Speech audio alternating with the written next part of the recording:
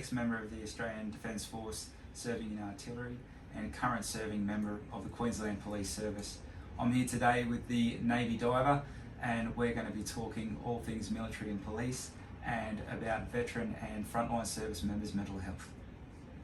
As a young fellow, we all get introduced to the movies and a bit of action and hero, and as young lads it was always chasing after that. And I was aware that on both sides of our family we had members through World War I and World War II. We had a Rad up to Brook, captain of the Light Horse, amongst a few others.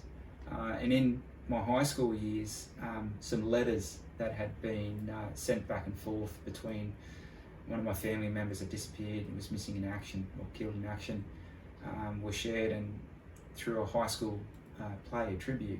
And they read those letters as his friends portraying what had happened and between the family members, and it really struck home the sacrifice and courage and mateship. Some of the letters that were from those family members, they read out in a school tribute during an Anzac Day celebration, and those letters really struck home with me into the courage and mateship and sacrifice that a lot of the guys went through, and I carried that through until my adult years, where I got to a point where I really wanted to do something with my life. I was sick of labouring and wanted some direction, so immediately I fell back on that Army approach and signed up. And it took 12 months, but on my 23rd birthday off, I went on a bus to Kapooka and didn't look back. So what year did you join your first days of service, and what was your military training experiences like and the various stages that you had to go through? Yeah, so Kapooka 2003, and everyone that's been to Kapooka knows how much of a hoot it is. You get to meet such a diverse bunch of people, and you really see it's a real eye-opener as to who's out there and who you're going to be working with. After Kapooka, at Kapooka, I was fortunate enough to win the Soldier of Excellence Award. It must have been a thin pool that day, but I got that one. And that really inspired me and gave me confidence in my approach to how I wanted to conduct myself in the Defence Force and where I wanted to go with it. I ended up being posted to Puckapunyal after that at School of Artillery, and was on the last Rapier course for the surface-to-air missile systems and the currently used RBS-70 manpad systems.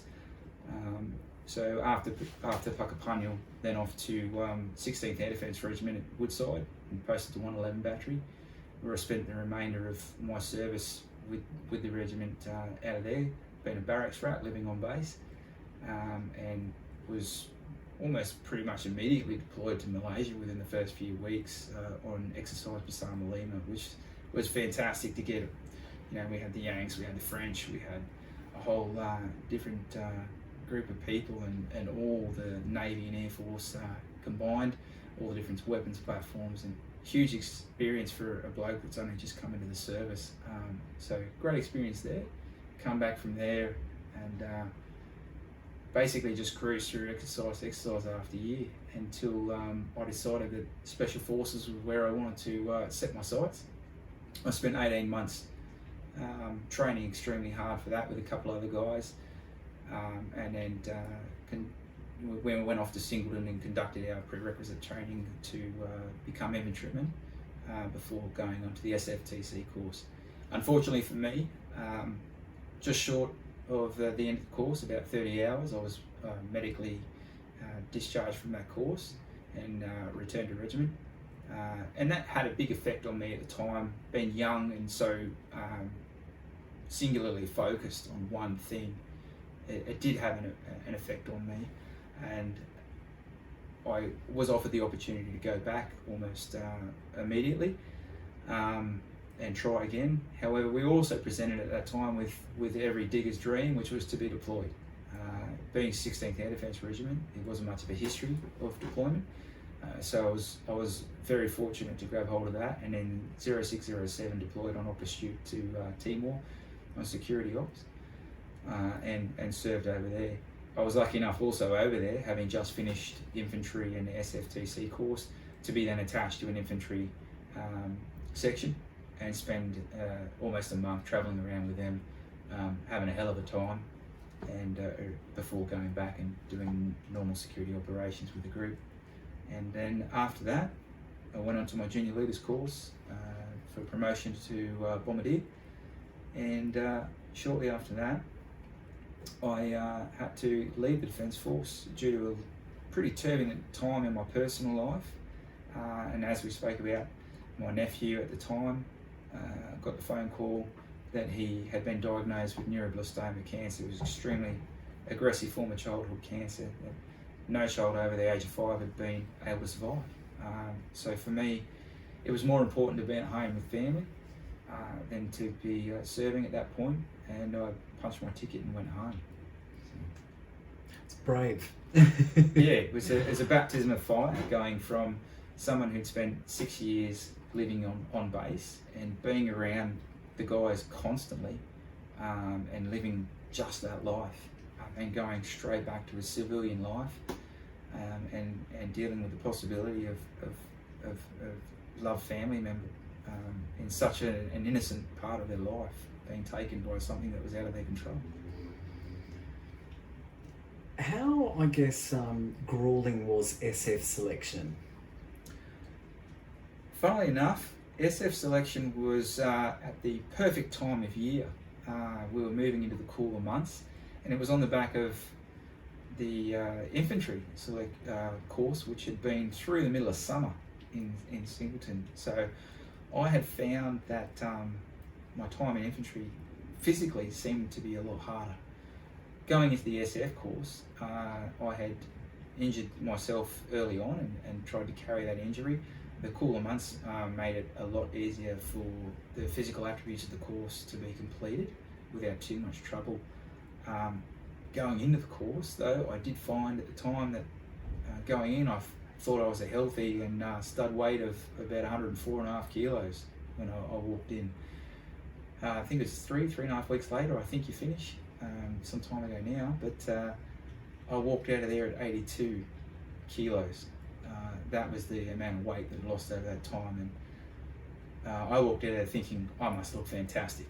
And till you look in that mirror and you look like something that crawled out of the back streets of some bad town, because it takes some time to rehabilitate from that entry test. Absolutely. Took it out of you. It does. It absolutely destroys you, whether your mind's in the game or your body's in the game, or they're both in the game, but it definitely has an effect. It tests you. Definitely has an effect. Coming from, as I said, you're spending so much time in that army life. I lived it, I worked it, literally, and was around those people the whole time. I had no family in Adelaide where I was posted, so family visits were restricted to trips home at the end of the year or halfway through the year. So coming back from that kind of environment and around all those people to readjusting to a family life and facing some pretty significant trauma, and then dealing with things from a civilian point of view, I found it very, very difficult to adjust. I had a lot of trouble with aggression, seeing the way that people did things when you were specifically trained to do things a different way. That was foreign to me at the time, being a young lad. And it took me a considerable amount of time, nearly 2 years, to find a way to be accepting of that and open myself up to trying the ways that other people were doing things. It was obvious to me that the way they do things, they were completing and ending up with the same end state, but to me the method was foreign, and that transition was probably the most difficult thing. When ironically we're taught to adapt and overcome. Yeah. I was so adamant that I was going to hold on to this singular focus. Yeah, got it. So yeah, it takes some It's time. a bit of an adjustment period. It was. Yeah, it for was.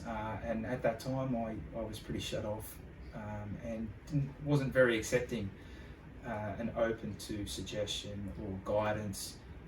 I did wish, and I think it's very important for guys and girls coming out now, is that they are able to have some sense of vulnerability in accepting a mentor or someone they aspire to or find good ideas through, but not try and be that person. Be themselves and find an identity outside of the service. I think that's one of the biggest things. You're not going to be those other people you see. You are you. Yeah, sure. You have attributes and you need to source them and build them, and that's where you'll find yourself. That's a great point. And you know, I think we talk about the challenges of mental health and veterans trying to find an identity beyond their time in the service. And that's where a lot of veterans can fall into troubled times, because everything they've ever known, it could be, you know, that they've walked away from the job, it's taken away from them. Yeah. And what is an identity without that world? So I think that's a great point in having a plan B, or establishing a new way of forming a new identity, whether it's through a new purpose, finding a mentor or a program that sort of allows you to bridge that gap. Absolutely. Or make that change. I guess, did you do any war tours, and did you see any combat? So I was deployed, as I said, to Timor in 0607 on op astute on security operations. So we were basically centralised in Dili, and then satellited out to other places like Gleno, Suai, and did a stint through Pecora prison. A real eye-opening situation, and there is a lot of conflict in the country at that time still. Not as much as there was initially. I know a lot of the guys that were in there early on, there was a lot of contact and a lot of violent situations and civil unrest. While we were there, we did experience quite a level of civil unrest, which was mostly dealt with by the infantry lads and by the Portuguese riot police, who were rife through the area and did a really good job of dispersing violence at the time by pretty much inflicting their own. So how did they do that? So they were basically an element to themselves. They had their armoured vehicles, which they would basically just deploy from their stronghold. They would go out to where the incident was, and they would basically just form up in an extended line, rubber rounds, tear gas, and march through until everyone dispersed. Tear gas was pretty much the common use element over there, and non-invasive. Non-invasive, very effective, and when that wasn't having the desired effect, the rubber rounds certainly had an impact. They packed a punch. They did. It's where I was also introduced to claymore mines with the rubber pellets in them, which were deployed on some of the front of the embassy's front gates there. So when they unleashed, that was a world of pain, and I didn't get to see that experience until I watched one of those Jackass films. Oh yeah, that's pain. Yeah, absolutely. Tell us about a couple of your most memorable experiences. So I guess with the Defence Force, going straight in and being deployed on training exercise straight to Malaysia was an absolute blessing. I don't think it's going to happen to too many people anywhere. And you know, with Army, as usual, they give you a bit of tick to spend.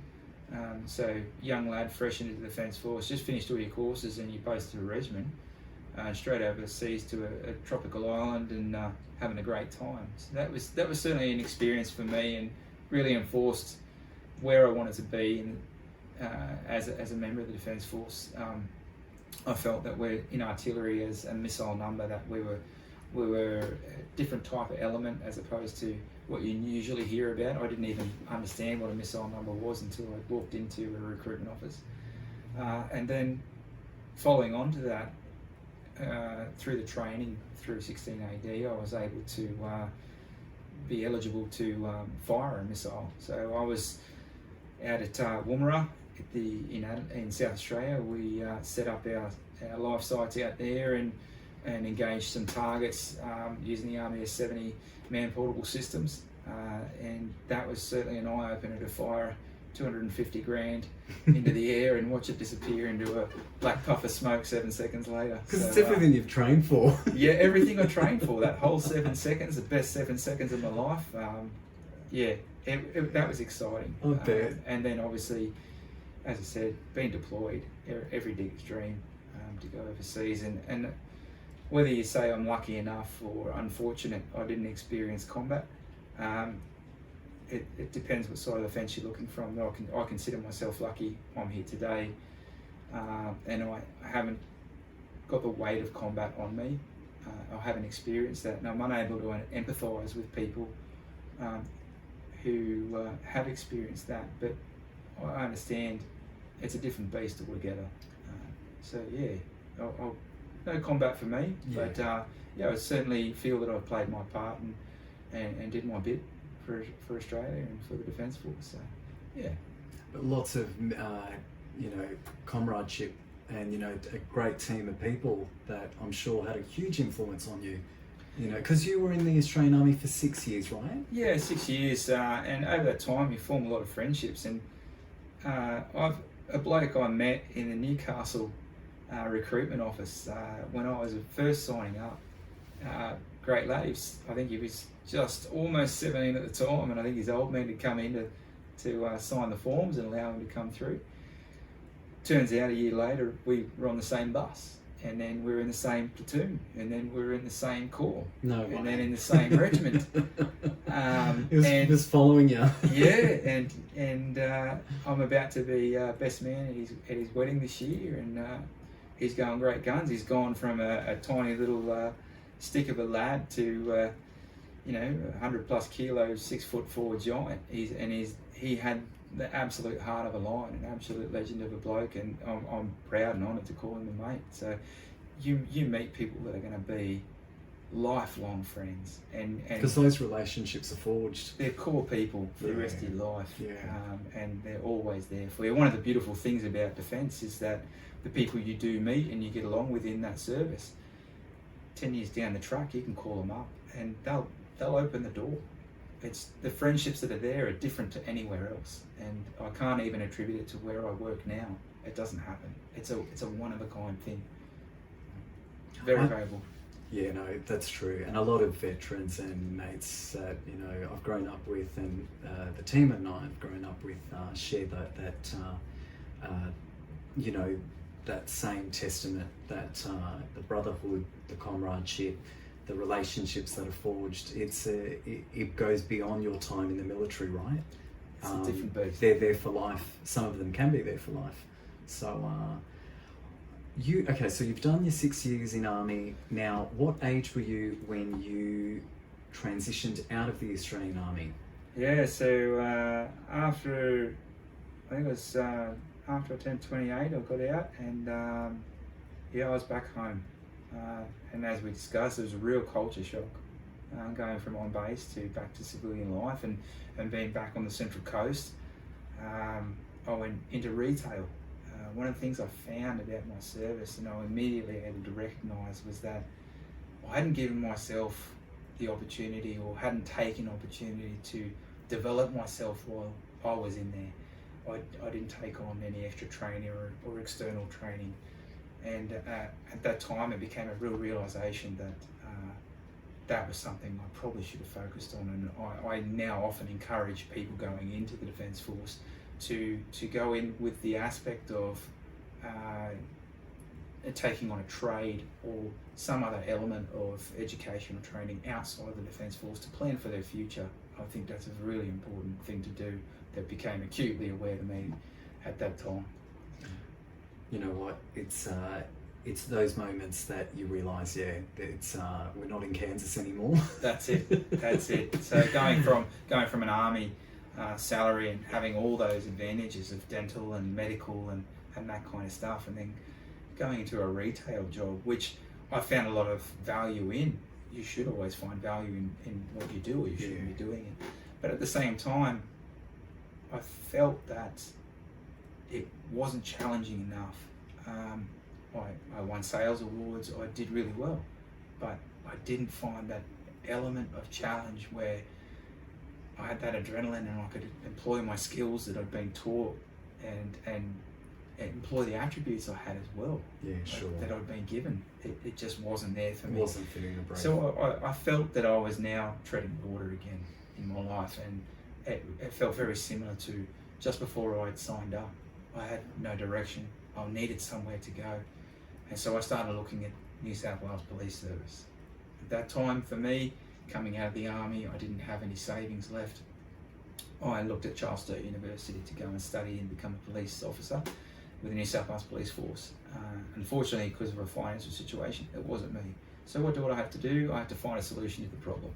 So I looked around at the other states, and discovered that Queensland was offering study and pay. So off I went. Isn't that the mantra of, I guess the veteran mind being solutions focused? Absolutely. Because if you got caught in, I guess the regulations of, right, I have to study New South Wales, but I'm going to have to pay for it, you could have been turned off and gone on a completely different path. Yeah, that's it. But you obviously stayed hungry with the field of police work. I stayed hungry with the field of police work. It was, a familiar application. All the things we were taught with defence, it was something that I could now go and apply in another role. So... And what was the transition like to the Queensland Police Service? For anyone who's about to go through it, or has gone through it, or is thinking about it, it's extremely similar to Defence Force. You make your same applications in writing, you do your medicals. The approximate wait is 12 months. Once you do that, you go into the academy and you complete your studies over what seems to be a varying amount of time frame. When I went through, it was 7 months of study, and that's all your legislative education and all your tactical applications and those kind of things. At the end of 7 months, you go into what's called a first year program. So you do your first 12 months, 8 weeks under guidance of a field training officer out of a station, and you'll do some rotational elements through other fields of policing, just to give you that introduction to how many different roles there are in the policing world. And from there, you complete your 12 months of probationary training, and after that, you're basically out there with everyone else. So. And you joined the Queensland Police Service at what age? I think I was 30 when I joined. And you're still in? I'm still in. There you go. It was a baptism of fire at the time of joining. Everything was very new, and during the course of that training, I found out my wife was pregnant. And not just pregnant, but 5.5 months pregnant. So, yeah, there was a steep learning curve during very intense studies, and then introduction to the sort of policing type of lifestyle. And, yeah, different world again. Definitely an experience. Talk about diving deep. We did, and then straight into policing in Fortitude Valley, which is an eye opener itself. I bet. And you guys are exposed to a lot in your service within the police world. Can be quite confronting, and sort of brings me to my next question. Have you witnessed or were involved in any near-death experiences, and what were the main factors that kept you alive? Yeah, absolutely. I guess at the base of it, you could say that going to work each day as a police officer, you're putting yourself in harm's way. That goes without saying. It can be 1 minute you're sitting in the office, and the next you have your firearm drawn, or you have a firearm pointed at you. For me particularly, one of the standout incidences in my career, I'd been tracking a fella for about 2.5 months, multiple stolen vehicles, stolen firearms, and lots of drugs. We had information as to where he was. We went to that location, and at that time he grabbed a lot of the firearms from the stronghold that he was in and entered a stolen vehicle. That stolen vehicle was inside a fenced farming area, and he had driven that vehicle around in there. Myself and the officer who was driving the vehicle we were in, we sort of held a gate that was pretty much the only available escape route for him at the time. Unfortunately, it was a double-edged sword. He saw that was the only opening that he could find, and lined us up from about 150 metres out, and hit the pedal. And he came through that gate at about 80 k's an hour into the back of our vehicle. We shunted up the road 30 or 40 metres, and I said to my partner, being familiar with the offender, that he would have firearms. And as we exited the vehicle, I moved towards his vehicle. I had my weapon drawn, and could see him bringing up a firearms bag onto the dash of the vehicle and removing a firearm from that bag. I called out firearms to my partner, who I believed at the time had drawn his firearm too, and I approached the vehicle on an angle. As he levelled that firearm at me, I went to fire. At that time, I made out the image of my partner in the driver's window, which was directly in my line of fire, and had to make a split decision then, which was to move to the right, and the only thing I could put myself between the end of that barrel and myself at the time was the B pillar of the vehicle, or the A pillar of the vehicle on the passenger side. And I was watching him pull the trigger. I was about 20 metres out, and I could see him pulling the trigger, but the action wasn't working. What was going through your mind at that point? Fortunately for me, and I think this is something that you attribute to your Defence Force training, or whether there's other attributes that you gain through life, but in those kind of moments, under that kind of pump, everything for me is it calms down, and I'm able to see things very clearly. I don't necessarily have many like visualization or audio cutout or anything like that. I'm able to assess the situation dynamically in what feels like slow motion. Wow. So it's almost like a sense of clarity. It was in those senses of in those moments with adrenaline, and whether it be because we experienced them several times a shift every day of the week. Yeah. And we're just so conditioned to it that it becomes second nature. Yeah, got it. Or whether it was something from earlier. But in that particular situation, I was watching him pull the trigger. I made sure that I continued movement outside of the line of fire until he went to check the action of the weapon again and moved back into that frame of fire. At that time, I could still see that my partner was in the driver's window. So had to move again as he levelled the weapon at me again, but it couldn't work, so he threw it on the dash. It was at that point that I approached the vehicle and saw that he was fumbling for something inside, but couldn't see what it was because of the airbag dust. And as I opened the door of the vehicle, I still had my weapon on him. I opened the door to a 303 rifle pointed at my abdomen, probably a foot away, and his finger was on the trigger at the time. And I thought I was done. And it was at that time that my partner had drawn his firearm and given some verbal commands, and at that point the offender complied, and he, luckily for me, dropped that weapon, which I removed from the vehicle.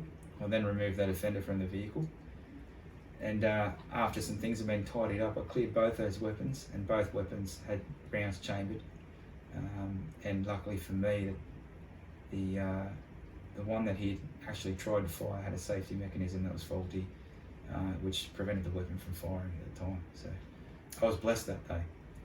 Sure are, young man. So that was That's why you're here chatting with us today. Had to take a moment for that one. So that one stayed for a while. So. Oh, I bet. Yeah. I bet. You realise how sort of how grateful life can become when you put in those situations, right? And how fast it can change. And how fast it can change. Yeah, your whole life can change, and your family's life can change in a split moment. Yeah, absolutely. By getting injured. Thanks for sharing. That's incredible. Now, I think you've shared your moments of near death, but you've also lost a very close comrade in the police unit, Dave Masters. Dave Masters, yeah. Masters, sorry. Yeah. You went through the academy together, yeah, and you were very close mates. Are you able to share a little insight into working with David and obviously the tragedy that happened to him, but also the days and weeks? What was the experience like as a result of his passing? Yeah, so Dave was probably one of the hardest working people I'd ever met. He had a finger in every part of life. He was part of the Clipsal team in Queensland. He was always volunteering for there. He loved his horses. He was a country boy. And he was a tough and very loving man. He had a beautiful wife and young son. And at the time, Dave and I were attending the academy, and we were travelling and to and from the academy every day. We spent a lot of time together and got to know each other, and as the years went on, Dave had a stellar career working Bribie Island and becoming a a revered officer in the mounted unit, and after leaving the mounted unit, he was then posted back to Deception Bay Police Station. And on a shift not too long ago, Dave was called out in relation to a stolen vehicle. It was June 2021, right? Yeah. And as a result of trying to intercept that vehicle using a tire deflation device or a spike strip, Dave was struck by the vehicle and killed immediately, leaving behind his wife and kid. And I received a phone call at a bit of a silly hour of the morning, but it's just those moments, you know, there's an energy to it that something's not right. And I received the news, and it was very, very hard to believe. We had friends that were in our academy class as well, that were at the time now detectives, who were now out there and having to work on a job involving a close mate, and that was difficult. I think more so to see them go through than to accept that Dave was gone. It's not something you want to do. And then after that, having to go through one of the most sort of moving ceremonies I've ever been to, where because of COVID actually gave a better environment for the way that we conducted the service for Dave. I remember seeing the oval where they brought Dave and drove the vehicle in parade session around with the mounted unit as well, and every officer from forever, from everywhere came up and stood around that oval, and it was a sight to behold, and something he would have been extremely proud to have seen. Yeah, I bet, mate. And having his best mate on his day, honouring him. Yeah, honouring his that's family. the thing about Dave. Dave had a lot of mates. Yeah. I've never met anyone who spoke an ill word of him. He always seemed to. He's the kind of guy that there's 24 hours in a day. Dave made 26. I don't know how he fitted everything that he had into life, but he's just one of those magical people that was able to light up a room and make light of any situation and always find a positive. He was a brilliant bloke to be around. Well, we honour David Masters, and and obviously the family he's left behind, I'm sure, carry on his legacy as much as you do, Absolutely. Dane. So thanks for sharing that.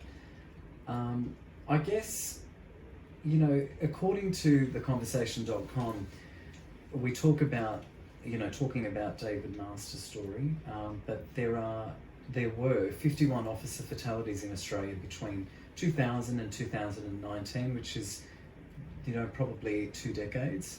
That's an average of 2 to 3 a year. What are your thoughts around, officers in that position? I know we shared David's story, but what are your thoughts on those stats? It's shocking, and no one wants to go to work and not come home. Unfortunately, as police, that's something that we're like when we join the army. We accept that that's a possibility, that there's a chance you may not come home, and it's not necessarily speaking for myself, but for other people. You look at their sacrifice for the job, and you commend them for going out and doing that, and putting. I guess that you're not putting your family second. You're standing in between your family and the community and what you're there to stop, that criminal element. So seeing that there's officer deaths isn't necessarily surprising. It comes with the territory. The amount, it can be attributed to a lot of things. It can be a lot of different reasons, but it is something that happens, and it's something that we accept. Not that we should, but it happens. Yeah. Live by the sword, die by the sword, right? yeah. Unfortunately, and that's so selfless, Dane. I think the work that you and the men and women that have families, or might not have families but still have loved ones, to go out in the line of fire and it's difficult to articulate why you do it. It's just a desire to go out there and not. I don't want to see people oppressed, and I don't want to see people caught up in violence. Many of the situations you go to can be incredibly horrific. So if you can do something to stop that from happening and change the path of someone's life for the better, prevent that trauma, then yeah, I'm gonna put myself there every time. Yeah, that's incredible. That, you know, it's testament, because even some of the mates that we have in you know, in the Queensland Police unit, they talk about the sense of giving back to the community. They feel selfless, and they love helping people. So I think that it's certainly you know, a value system that you guys seem to share, which is quite honourable. Now, National Police Remembrance Day, sort of doing a little bit of research, is quite an important day of commemoration on September 29th, and it's held in Queensland and Australia. What does this day mean to you as a senior constable working in the service? Yeah, it is. At times, policing can be a thankless job, and to sort of feel that little sense of recognition, brings a lot of validation to what you do, and what you put out there, and the sacrifices you make, and sacrifices your family make as well, which is a big thing. I don't think Police Remembrance Day is necessarily just for police, but same as Defence Force families, it's for the families as well. There's a lot of sacrifice that goes in to seeing their loved ones go off every day. And I know personally, my family have expressed their concerns at times as well, when things have been a little hectic, or there's been a particular critical incident or something like that, and it really drives home just how vulnerable we are. But yeah, Police Remembrance Day, very much like Anzac Day, just gives that sort of appreciation to those who have made their ultimate sacrifice, and put themselves out there day after day, and unfortunately, have paid that price, and they should be recognised for their sacrifice. Absolutely. 100%. And I know Anastasia Palaszczuk is quite supportive of the commemoration day. She's always out on the scene with ex-service men and women. So I think it's quite like you said, you know, we've got to give that recognition and that light for the men and women that really go above and beyond the call of duty. Yes. In an under-pressure environment where a snapshot decision has to be made to ensure the lives of you and your loved ones were safe and secure, what would you say was the most important factor to ensure this happened? I think I can attribute a lot of that to your training in the Defence Force Centres in QPS, is that if there's a threat, you can move forward, obviously in a safe manner, but we move forward towards a threat, and maintain that I guess you call it battlefield superiority, for lack of a better term. If you can control that environment from the get-go and maintain that superiority, I think that has a massive attribute into how that plays out. That's how I would. No, it's great. It's I think, like you said, it's either it comes intrinsic to a human, or it can be a part of training. It could be a part of, you know, military experience. Yeah, well, it's something they drive home to you in military as well, is that move forward through the threat. And it's, as with a lot of things that I learnt in the army, there was just particular things that stuck in my head. And I remember that being one of the pinnacle statements, was to move forward through the threat. And that's how I've always conducted myself since taking on that attribute, is if there's something in front of me, move through it and reassess and keep going from there. The stoic mind. Yes, it hurts sometimes. Keeping stoic. It hurts very much sometimes. I bet. On a lighter note, do you recall any humorous or unusual events during your time in military or the police unit? And what are some pranks that you or your fellow servicemen or women would pull on each other? Yeah, so being a barracks rat in the military, there's no end to pranks. Obviously, there was we had some the military accommodation being huts with the straw roofs. So one of our particular favourite things to do on visiting anyone's hut was to bring cutlery from the mess hall, and that got thrown into the ceiling and remained there for the room inspections. The key was to do it undetected. And one of the other great ones was being in those huts up in Woodside in Adelaide, is surrounded by farmland. There was no shortage of cattle, so cow pats were everywhere, and we took it upon ourselves on an occasion to render one of our fellow digs' entire huts with cow pats and give it a new colonial look, and that didn't go unappreciated. It was caused a bit of a mischief. Mischief, Dane. So, yeah, and as for the police service, yeah, we have a lot of fun, but obviously, being a service, we're accountable for a lot of things and the way we conduct ourselves. So, much more refined than military life. Yeah, absolutely. It's not a bad thing. Not a bad thing. What advice would you give to troops or frontline workers who have overcome frontline trauma, or may be struggling with their mental health, or even may have, got PTSD as a result of their work? Yeah, look, if there's guys and girls out there that have managed to overcome trauma, I would only encourage them to share their experiences, share their knowledge of the skills that they use to manage those traumas.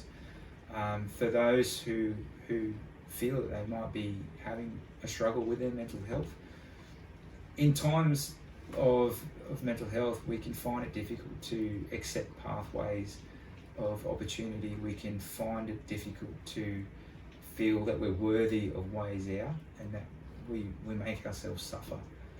It can be really difficult to put that first foot on the ground and take those steps. Scary thing to do is to put our vulnerability out there when all we're ever taught is to put up a front and see it through. And I would encourage those people to challenge themselves and take that step and be vulnerable, allow people and ideas and challenges into their life, and accept that failing, a lot of those will be a part of it. And every part of those failures is a growth, and it's just one more step out of that area where you may remain if you don't take on those challenges. Let me pose this to you, Dane. We talk about mental health and we talk about struggle. What words or what stigmas have you heard around mental health? Yeah, well, losing it. Yeah, losing it.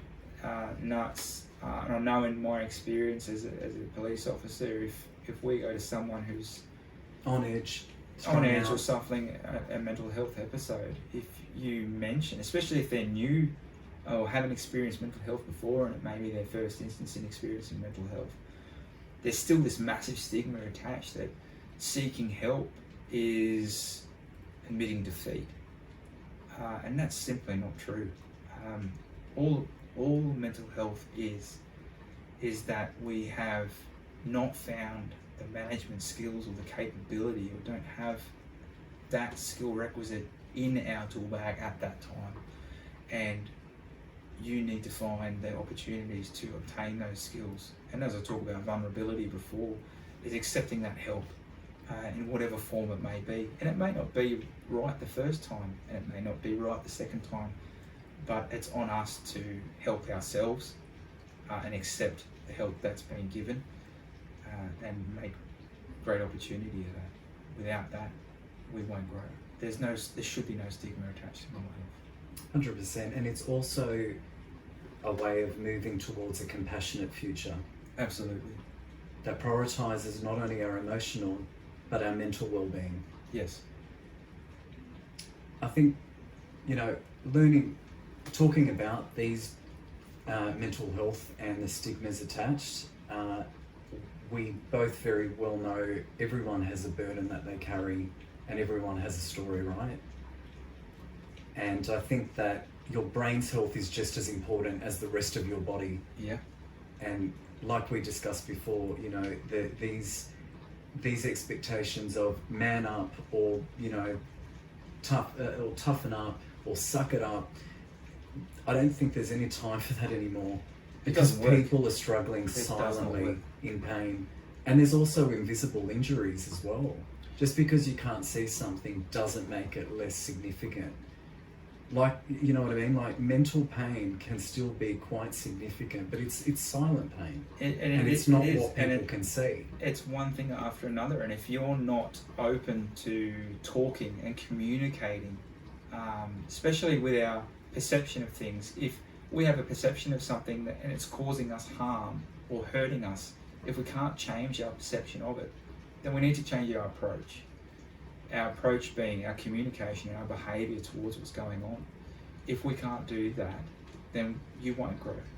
So perception and approach are a very big part of dealing with the issue itself. I think what's your thoughts around the suicide rates now climbing to 1,200 nationally? It's difficult and it's shocking in the fact that I've personally experienced it as well. I've seen and lost mates to this that I've served with, and it certainly shook me up to think that none of the people I grew up in the civilian world, it hasn't gone that way, but so many people that I have served with and known through the service are gone now. It's difficult to know where to start, and there's so many different approaches that so many different organisations have taken. And that's only a reflection of the diversity of people that are in the services and what they're going through. There's all different things. I think that there's some great things out there to provide opportunity for people, but it comes back to that approach to stigma on mental health. We're not failing. If you're hurting, it doesn't mean you failed. And to fail isn't the end. It's just that route didn't work. Let's try a different route. Exactly. It could mean that something's not firing right in the brain. That's it. And it's just a matter of keeping a balance and a check in place. Yeah, exactly. And that perception and approach as well. Like, you see guys and girls that'll sit in the one lane and they remain there, and then suddenly they're bored or understimulated, and then that depression will creep in, or that self-doubt, self-worth. Allowing yourself to open up to all the different areas, and we're told about it in the Defence Force. How many different roles are there? Police service, how many different roles are there? Yeah, exactly. Everything's available to you, and it doesn't have to remain in the service. There's nothing stopping anyone from taking a leap and training themselves up for something else, taking on that extra challenge. And you receive such great strength from that, such great growth. Obviously going through them, it's difficult, but you put the work in. Yeah. And this is something that, if we fall back on Army again, these attributes are instilled in us. They're all right there. They're taught to us from day one. And we get out and we don't know suddenly what to do. We don't fall back on those principles. And I think it's important that if we sit there and think about what we actually have been given and what we actually have been taught, and sit there and plan, make a plan. And if that plan doesn't work, make another plan. Be solutions focused. Yeah. This is it. Create a plan. So we all have the tools, the skills to use them. They come with the experience. And I think it goes back to, sometimes it's not a matter of what's wrong with you. It's a matter of paying attention to the situation. There might not be something wrong with you, but there may be something that's not firing right, or you need to redirect yourself, and that's something you've got to pay attention to, right? Yes, yeah. And it can be difficult to do, but 100%. Underlying all the Very time, scary. we know it's there. Yeah. We do know it's there. We don't want to admit it. And it's not the end of the world. And it's not, absolutely not. Exactly. What's the best way to, what's the best way you find to look after your mental health, Dane? Yeah, well, very much like other people, is as they say, it gets banged into us all the time. Good sleep, lay off the piss, and plenty of exercise. That's hard. It is. And there's nothing wrong with enjoying a beer, but it's the same with everything you get taught.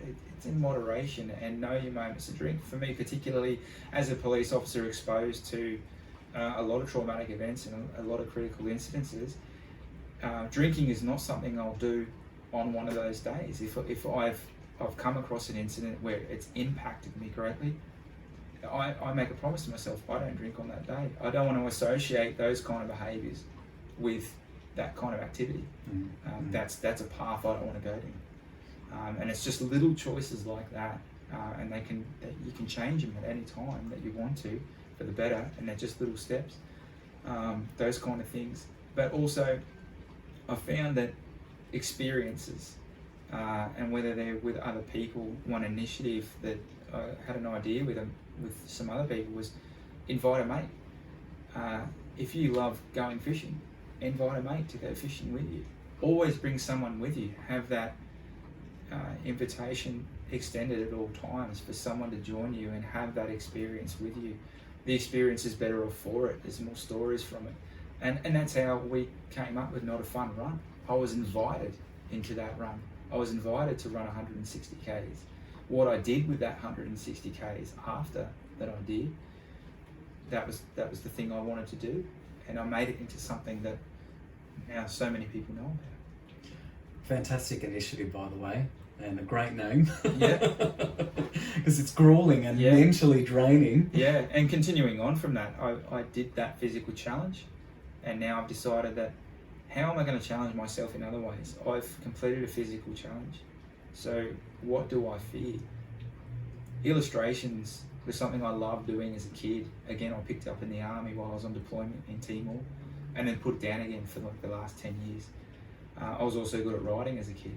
So I decided that I would challenge my confidence and my attributes there, and re-skill myself in illustrating and writing, and I challenged myself to write a couple of children's books and illustrate them, and hopefully publish those and continue doing that. That's fantastic. And raise more money for the Children's Hospital Foundation. That's great, mate. Through the sale of those. If that's where I'm challenging I've seen myself. some of your illustrations. You're very talented. Thank you, mate. Thank you. So what's next for Not a Fun Run? I mean, that touches on it. So Not a Fun Run has basically grown into something else now. So what we wanted to do with Not a Fun Run was just inspire people to make a contribution, a sacrifice in some way that they can develop themselves through giving and providing to someone else who really needs it. We do so much for ourselves all the time, but I found so much more wealth. How do you give back? In giving and making sacrifice, and that's why I made it so hard. I really wanted to dive in and feel what that was like. And so we encourage people to come up with their own ideas. One of the guys who I served with in the Defence Force, who's now also a police officer serving in Queensland, he's taken on Legacy 200 is the one he's doing. So he's decided he's going to one-up-manship me. He's going to run 215 kilometres in 40 hours for Epilepsy Queensland. Awesome. And raise funds there. So shortly, actually in a week, I'm going to head up 5 hours from here and drive up there and visit him and go for a bit of a trot with him. Good on you. And see how I'm holding up a year after the big run. That's great. So, is there any way the audience can support this cause? Yeah, is there a charity for it? Yeah, so Legacy 200, I'm sure he's running myself. I'm not on the old book face, but I'm sure he's got a platform through Facebook for Legacy 200. He's also on Instagram. Yeah, Instagram, Legacy 200, and he's got the Yeah. link in the bio there. Great. And he, again, another bloke with a heart of gold, is commonly known throughout the Defence Force traps as White Chocolate, but he's Senior Constable Tom Mort from Mount Perry Station up in Queensland East Coast here, and so yeah, he's doing great things, and next year he'll complete that run, and I hope to be lucky enough to run a couple of legs with him and give him a hand. Good on that's where I'll contribute.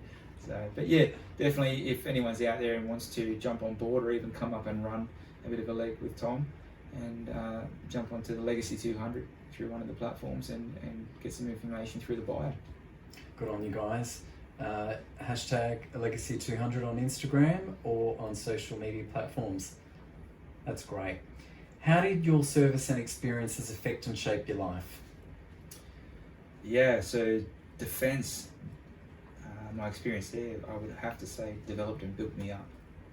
It got me to a point where I was happy with myself and my identity, and then discovered, obviously leaving the Defence Force, how I had to reshape that and adapt, which again, just that flow and effect of building yourself. My experience with the Queensland Police Service, I definitely feel that I've developed professionally and ethically with my conduct and all those kind of professional attributes that I can apply to other areas, and I've made sure that the deficiencies I recognised in looking after myself, training and education wise through defence, that I've applied myself through QPS. What's QPS, sorry? So Queensland Police Service, yeah. Obviously. So how it shaped me in my approach to everyday life, I would say that it does definitely change you. Being exposed to so much of generally the worst of humanity leaves you sitting in pubs and clubs with your back to the wall, if you even now want to go to pubs and clubs, and just things like hypervigilance and stuff like that. Obviously, with that constant adrenaline spikes all the time in those shifts, it's something you have to manage. So becoming aware of yourself and your mental health and your physical health becomes a singular thing. Yeah. It's not so much where you think, oh, I'm gaining a little bit of weight, I'm going to go get fit. Now it's, I'm gaining a little bit of weight. Why is that happening? Okay, I'm not sleeping well. Why am I not sleeping well? I have huge amounts of critical stress happening at the moment. It's a whole domino effect, right? So you learn to take this holistic approach to how you manage your life. So that becomes a skill set in itself to be able to self-manage and make sure that you're looking after not just yourself, your family, the way you guide your children, and the friendships that you manage and maintain as well. Because let's be honest, if you're operating at an optimum level, you're going to be the best person you can be, the best husband, the best father, the best friend just to yourself, really, because that's the most important thing. If we love ourselves entirely, that love emulates to everyone around us. Absolutely. And I think that's so true, Dane. You guys who are battling severe pressures, and your bodies and your minds are exposed to all sorts of traumatic incidents, and unpredictable scenarios, unpredictable behaviours from the community can throw your brain into a whole plethora of... It's a dishwasher. Yeah. It's an absolute dishwasher. And that's where that reliance on that camaraderie, which doesn't necessarily exist the same way as it does in defence, but there's definitely an element that the guys on the ground with you, those guys and girls that are in that day room that go out to those calls, they're on the same level as you are, and you rely on them as much as they rely on you, and you hold the utmost respect and care for those people as well. It greatly affects you when you see what they have to go through, and you wish, why wasn't it me there to help out, and they didn't have to then be exposed to it. You're just constantly looking after each other, and it's great to see. I'd hate to see what it would be like in such a busy environment if that support and love and care wasn't there for your fellow man and woman. 100%.